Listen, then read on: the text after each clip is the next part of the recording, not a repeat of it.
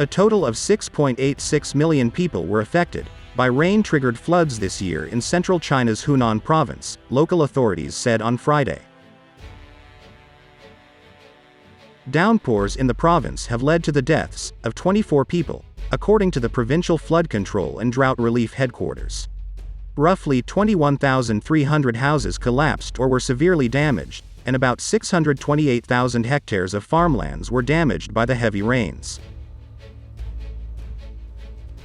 Direct economic losses amounted to 14.63 billion yuan, that is about $2.14 billion, according to official statistics.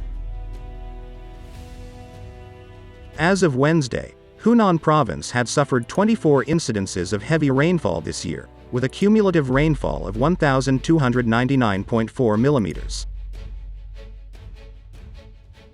Post-disaster reconstruction will be basically completed by the end of December 2020, and people who lost their homes due to the floods will move into new homes or safe residences with the help of the government before the Spring Festival in mid-February 2021, according to the Department of Emergency Management of Hunan.